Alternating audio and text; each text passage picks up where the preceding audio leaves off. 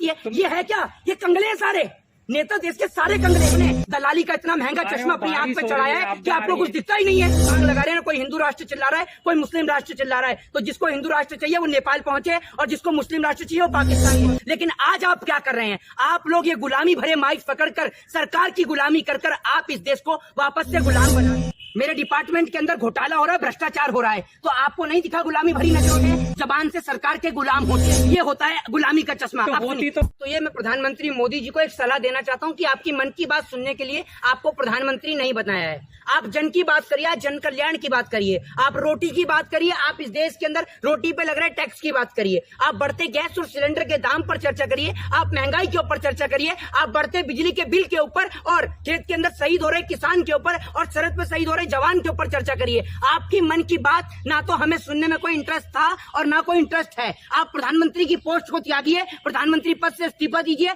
और उसके बाद आप अपने मन की बात सुनाइए, अपने घर की बात सुनाइए या अपने कहीं की भी बात सुनाइए, सुनाते रहिए, में कोई फर्क नहीं पड़ेगा। लेकिन आज आपको जन की बात करनी होगी। देश के अंदर बेरोजगारी बढ़ती जा रही है, लोगों का दिन प्रतिदिन बुरा हाल होता जा रहा है, देश के अंदर का नौजवान जो है वो बेरोजगार होता जा रहा है, उसको बेहतर शिक्षा नहीं मिल पा रही है, अस्पताल में लोगों को बेड मुहैया नहीं हो पा रहे हैं, महिला सुरक्षित नहीं हो पा रही है और आप हर दिन उठा के आ जाते हैं मन की बात, मन की बात, मन की बात। क्या है आखिर आपकी मन की बात? और आखिर आपकी मन की बात से जनता को मिलता क्या है, ये बताइए।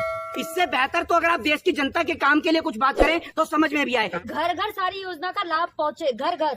देखिए मैं आपको बता दूं, घर घर का तो मुझे पता नहीं, लेकिन एक घर जरूर है मुंबई के अंदर, कुछ घर हैं, एक मुकेश अंबानी का है, अडानी का है, उनके घर पर सारी योजनाएं पहुंचती हैं और समय से पहले पहुंचती हैं। कर्जा माफ करने की बात हो तो उद्योगपतियों का कर्जा माफ होता है, अगर किसी की संपत्ति दुगनी होती है तो उद्योगपतियों की होती है। चौथे नंबर पे अगर कोई आता है तो वो उद्योगपति आते हैं, मुकेश अंबानी और अडानी जैसे लोग आते हैं। लेकिन जब इस देश के अंदर गरीब किसान की बात होती है, मजदूर की बात होती है, जब सरहद के जवान की बात होती है तो सबके मुंह पर ताले लग जाते हैं। जब आप ये समझिए, जब देश के जवान को ये 4 साल कर सकते हैं, देश के अंदर 4 साल के लिए जवान कर दिए, उसको सिर्फ चंद पैसे पेंशन के बचाने के लिए इन्होंने जो देश के जवान हैं उनको चौकीदार बनाने का काम कर दिया। तो आप सोच सकते हैं कि क्या से क्या कर सकते हैं। भ्रष्टाचार को खत्म कर रहे संजय राउत के घर पे भी अब ईडी का छापा पड़ा है। तो भारतीय जनता पार्टी के नेता क्या इतने दूध के धुले कि बीजेपी के एक भी नेता के घर पर ईडी की रेड नहीं पड़ती है? सवाल का जवाब दीजिए। तो है भारतीय जनता पार्टी में जो भी शामिल होता है वो एकदम पवित्र होता है। हाँ, तो मैं आपको बताता रहा हूँ, अगर आपको ईडी से बचना है, सीबीआई से बचना है या रॉ से बचना है, इनकम टैक्स से बचना है, तो आप जाइए और भारतीय जनता पार्टी के अंदर एक बार वहां से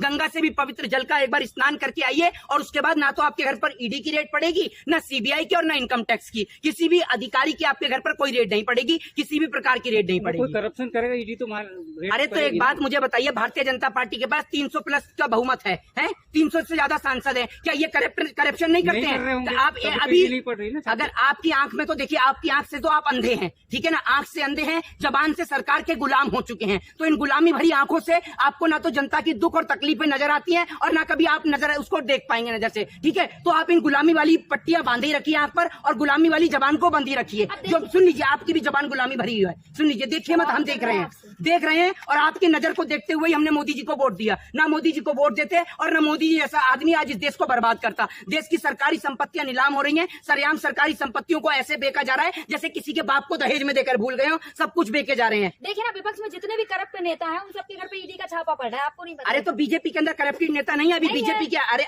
ये देखिए, ये होता है गुलामी का चश्मा। तो जवाब दे रहा हूँ, अभी आपके गुलामी का जवाब, मैं आपके गुलामी भरे अपने जो शब्द है उन्हीं से दूंगा आपकी गुलामी का जवाब। सुनिए, भारतीय जनता पार्टी के एक नेता है जिनका नाम है दिनेश खटीक, ठीक है ना, अभी उन्होंने हाल ही में इस्तीफा भी दिया है। उन्होंने ये बोला कि मेरा जो मंत्रालय है, जल संसाधन मंत्रालय, सुन लीजिए, इस्तीफा वापस भी ले लिया, वो बात ठीक है, लेकिन उन्होंने जो स्टेटमेंट दिया आप उससे नकार नहीं सकते हैं। उन्होंने स्टेटमेंट ये था कि मेरे डिपार्टमेंट के अंदर घोटाला हो रहा है, भ्रष्टाचार हो रहा है, तो आपको नहीं दिखा गुलामी भरी नजरों से? आपको नजर नहीं आया गुलामी भरी आंखों से? तो इस्तीफा वापस नहीं लेते? अरे इस्तीफा वापस इसलिए ले लिया कि फोन आ गया होगा कि बेटा या तो जेल का द्वार पकड़वा देंगे तुझे, नहीं तो चुपचाप इस्तीफा लेके वापस वहीं पहुंच जा जहां से आया है, वरना तो तुझे वापस जेल में बंद करा देंगे। इस देश के अंदर अगर कोई बीजेपी का विरोध करेगा तो जेल की चक्कियां पीसेगा, जेल की सलाखों के पीछे जाएगा। आज अगर संजय राउत खड़े होकर ये कह दें, उद्धव ठाकरे खड़े होकर ये कह दें कि मैं भारतीय जनता पार्टी के साथ हूं, तो ना तो उनके पास में सीबीआई की कोई रेड होगी, ना कोई ईडी की रेड होगी। सिर्फ उनके पास जो है, उनको सारे नेता, गृह मंत्री अमित शाह हो चाहे प्रधानमंत्री मोदी हो, सब आके फूल की माला उनको पहना कर जाएंगे। आज ऊपर बैठे राजगुरु सुखदेव और भगत सिंह भी ये सोचते होंगे कि हमने किन लोगों के लिए गोली खाई। जो लोग आज हिंदू मुसलमान के नाम पर लड़ रहे हैं, इस देश को हमने आजाद कराया। 15 अगस्त का दिन करीब है, देश की आजादी का वो दिन जिसको आजाद कराने के लिए न जाने कितनी माओ ने अपने बेटों को जो है वो प्राण न्यौछावर कर दिया, अपना सर्वोच्च न्यौछावर कर दिया उन बच्चों ने इस देश के लिए, इस देश की आजादी के लिए। लेकिन आज आप क्या कर रहे हैं? आप लोग ये गुलामी भरे माइक पकड़कर सरकार की गुलामी कर आप इस देश को वापस से गुलाम बना रहे हैं। उसके पीछे का कारण ये है कि आप के टीवी चैनल पर ना तो एक भी शिक्षा का कार्यक्रम दिखता है, ना एजुकेशन का कोई कार्यक्रम दिखता है, ना बेरोजगारी और महंगाई का कोई कार्यक्रम होता है, ना ही सरहद पे जवान के लिए कोई आपके लिए पास कोई कार्यक्रम होता है।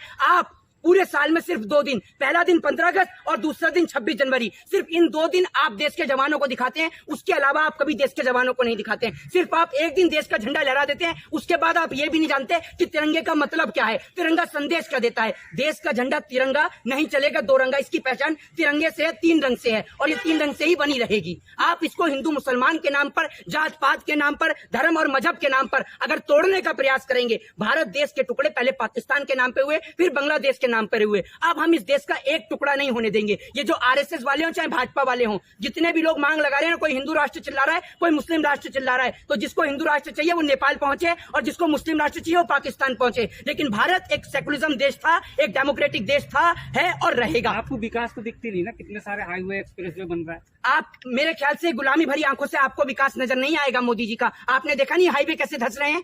क्या आपकी आंख पे काली पट्टी बंधी हुई है, या आपने दलाली का इतना महंगा चश्मा अपनी आंख पे चढ़ाया है कि आपको कुछ दिखता ही नहीं है? बारिश हो रही है ना, बारिश हो रही है तो सारे टूट रहे हैं। एक बात मुझे बताइए, आपके घर की एक आध छत गिर गई नहीं गिर गई? बारिश तो आपके यहाँ भी हो रही है, या वहां पर स्पेशल बारिश हो रही है, या फिर मुझे बताइए वहां पर बर्फ के गोले गिर रहे हैं या फिर तोप के गोले गिर रहे हैं? ये तो बता दीजिए। बारिश तो पूरे देश में हो रही है, तो पूरे देश के फ्लाईओवर क्यों नहीं ढा गए? ये तो बता दीजिए। मोदी जी के बने हुए फ्लाईओवर क्यों गिर रहे हैं, जिनका उद्घाटन मोदी जी कर रहे हैं? क्योंकि इन्होंने जिनको कॉन्ट्रैक्ट दिया वो कॉन्ट्रैक्ट के नाम पर पैसा खा गए, घोटाला कर दिया, सही सीमेंट नहीं लगाया, सही उत्पाद नहीं लगाया। वो तो शुक्र है कि कोई आपदा नहीं हुई, कि जो जान माल की किसी की हानि नहीं हुई, वरना इसका भुगतान देश की गरीब जनता को भुगतना पड़ता। आज देश के अंदर महंगाई जो है वो अपनी चरम सीमा पर पहुंच गई है, लेकिन उस पर चर्चा नहीं है। आपकी गुलामी वाली आंखें और आपके माइक सिर्फ मोदी जी की मन की बात पर चर्चा मंत्री बोले कोई नहीं है, महंगाई नहीं है देश में, तो आप चर्चा किस बात की? वित्त मंत्री के कहने से देश चलता है। वित्त मंत्री तो ये भी कहती है कि मैं लहसुन और प्याज नहीं खाती, तो आप भी खाना छोड़ देंगे? कह दीजिए जनता से, कल को वित्त मंत्री कह देंगी मुझे तो दूध दही से परहेज है, मना कर रखी है मुझे, तो आप भी खाना छोड़ देंगे? ये बताइए ना आप मुझे। वित्त मंत्री जो खाएंगे वो आप खाएंगे। वित्त मंत्री और प्रधानमंत्री, अरे वित्त मंत्री और प्रधानमंत्री तो मशरूम खाते हैं, आप खाएंगे मशरूम? मशरूम का रेट पता है कितने का है? जितना आपको दलाली नहीं मिलती है उससे ज्यादा का मशरूम है। बीजेपी के एक मंत्री है बिहार से, कहते हैं देश के लोग अगर जिंदा है तो मोदी जी की देन है। हाँ, वो उनका जब पेट साफ होता है ना, ये भी मोदी जी की देन है। सुबह बाथरूम जाते हैं, ये भी मोदी जी की देन है ना? यही कह दीजिए, क्योंकि ना मोदी जी उनके पेट में राशन डालते और ना मोदी जी पानी देते, तो ना तो उनका सुबह पेट साफ होता और ना वो शौचालय जा पाते। इस देश के अंदर आपको ये जो नेता है इनका नाम कुछ राय है, और ये बेफजूल की राय देते हैं। तो आपकी राय, आप उसकी बत्ती बनाइए और कान खुजाइए और जेब के अंदर रखिए। आपकी राय और आपकी सलाह किसी को नहीं चाहिए। इस देश के अंदर शिक्षा की और चिकित्सा की जो हालत है वो बद से बदतर है। अस्पताल में बुजुर्गों को बेहतर इलाज नहीं मिलता है और नौजवानों को बेहतर शिक्षा नहीं मिलती है। लेकिन राय की उस पर कोई राय नहीं होती है, क्योंकि ना तो ये खुद पढ़े हैं, ना दूसरे को पढ़ने देंगे, ना तो इनका खुद का इलाज तो इनका एम्स, अपोलो और मैक्स में होता है, और यहाँ इलाज ना हो लंदन, पेरिस, अमेरिका, यूएस, इनके पास तो है पैसा। जो आप और हम टैक्स देते हैं ना, उस टैक्स के पैसे से नेता जो हैं वो ऐश करते हैं, इनके बच्चे विदेश में ऐश करते हैं और मरती यहाँ देश की गरीब जनता है। तो आप लोगों को इस बात को समझना चाहिए। ना तो आप शिक्षा पे चर्चा करते हैं, ना चिकित्सा पे चर्चा करते हैं, और दोनों ही देश के अहम विषय हैं, लेकिन इन पे चर्चा नहीं होती है। देश का दुर्भाग्य है। मोदी जी नहीं होते तो और महंगाई बढ़ जाती ना। अच्छा, मोदी जी ने पकड़ रखी है महंगाई को, है? एक मिनट, महंगाई कोई क्या है? अरे मोदी जी को अगर पकड़ना आता तो नीरव मोदी को पकड़ते, महंगाई को छोड़कर विजय माल्या को पकड़ते। उनको पकड़ा नहीं जा रहा है तो महंगाई को क्या पकड़ेंगे? अगर इतनी महंगाई देश में है तो एक देश का ऐसा नेता है जिसके घर में एक वक्त का खाना चलता हो? बताइए। महंगाई देश में है तो नेताओं पे भी तो असर पड़ना चाहिए। नेताओं पे असर क्यों नहीं है महंगाई का? महंगाई का असर देश की जनता पे क्यों, जबकि देश की जनता इनको नेता बनाती है? ये है क्या? ये कंगले हैं सारे नेता, देश के सारे कंगले हैं ये इनको बनाने वाली इस देश की जनता है। हम लोग राजा हैं, इस देश की प्रजातंत्र राजा है, ये हमारे नौकर हैं, ये हमारे नौकर हैं, और नौकर आज राजा बन के बैठे हैं। ये देश का दुर्भाग्य है। उत्तर प्रदेश में लेखपाल का पेपर आज फिर लीक हो गया। ये कोई नई बात नहीं है। बीजेपी के राज में पेपर लीक होना आम बात है। जिस तरीके से आप सुबह शौचालय जाते हैं, ठीक उसी तरीके से बीजेपी के राज में जो पेपर होता है वो लीक होता है। ये कोई बड़ी बात नहीं है, ये कोई मुद्दा का विषय नहीं है। जय हिंद, जय भारत।